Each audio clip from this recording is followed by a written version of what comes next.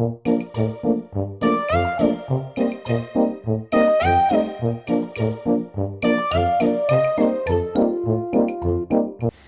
has it that a long time ago, a king called a teacher to teach his 3 foolish sons.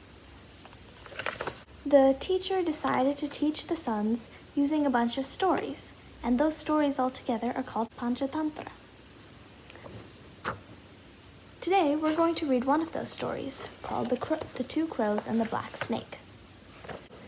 Father Crow and Mother Crow lived in their nest in a huge banyan tree. They had been living there for a number of years and had many children. One day, a large black snake came and made its home in a hole beneath the banyan tree. The crows did not want a snake as their neighbor, but they couldn't do anything about it. Mother Crow laid eggs, and soon they were hatched. Father Crow and Mother Crow brought up their children with great care.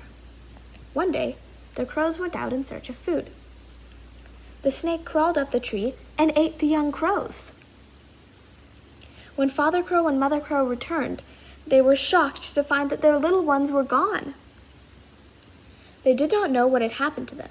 They asked all the birds and the animals in the neighborhood, but nobody could tell them how their children had disappeared. They cried for a long time and decided to keep a better watch when they had children again. Months passed. Mother Crow laid eggs again, and soon they had baby crows. This time, the crows kept a more careful watch. One of them always remained at home while the other one went out to get food. One day, Mother Crow saw the snake coming up the tree. She did her best to drive it away, but she could not succeed. The snake crept up and ate the baby crows again.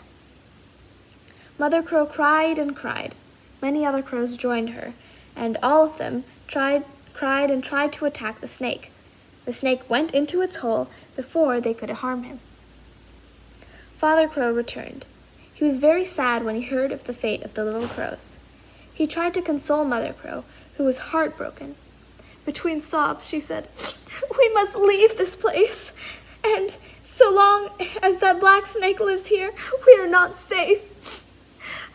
We shall go far, far away and make our home somewhere else."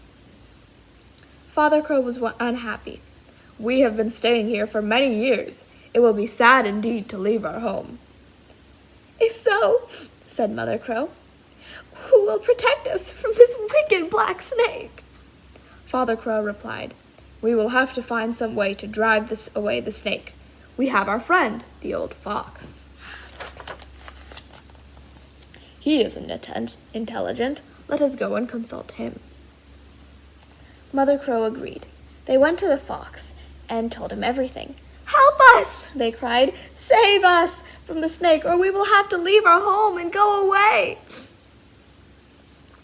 The old fox thought for a while and then said, "You need not leave your home. You have been staying there for many years. We will have to find a way to get rid of the snake. I think I can help you. Do as I tell you, and there is every chance the snake will be gone forever." The crows agreed to do what the fox had told them. Next morning, they went to the riverside and waited. The ladies of the royal palace came and left their ornaments on the bank and before they went into the river, exactly as the fox had said they would. The crows looked at the ornaments and picked out a necklace.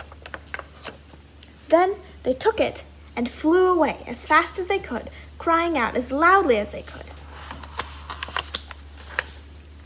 The servants saw the crow taking the necklace and ran after her. The crows went straight to the hole where the black snake lived, and Mother Crow dropped the necklace right down into it.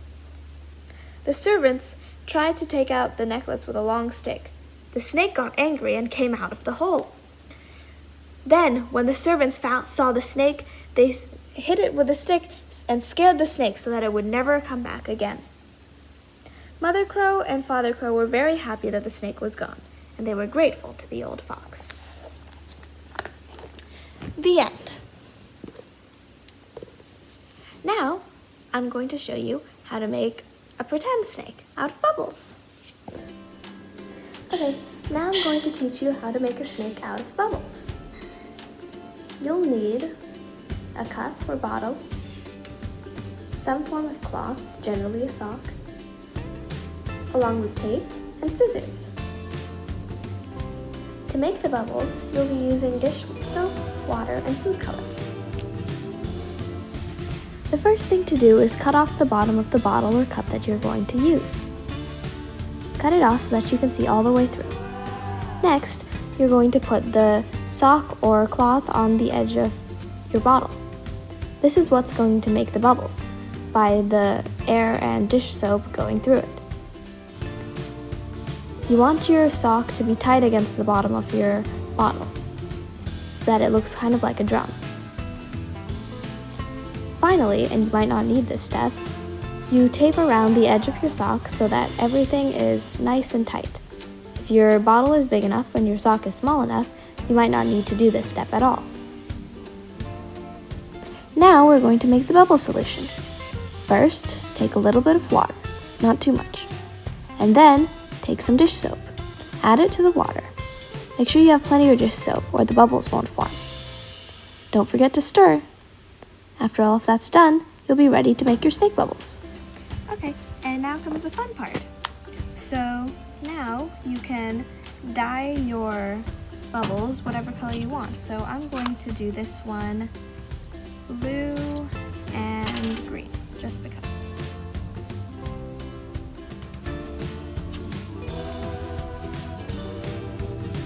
And there we go. Now it's all dyed. And now I dip it in mix and water.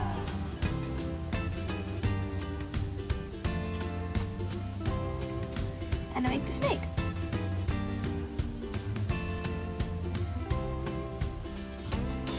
It's really pretty. Make sure not to breathe in, because otherwise you'll get a really gross snack.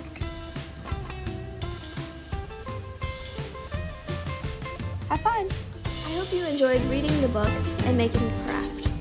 Remember, cleverness always beats strength. If you're smart enough, you can solve any test. See you next time.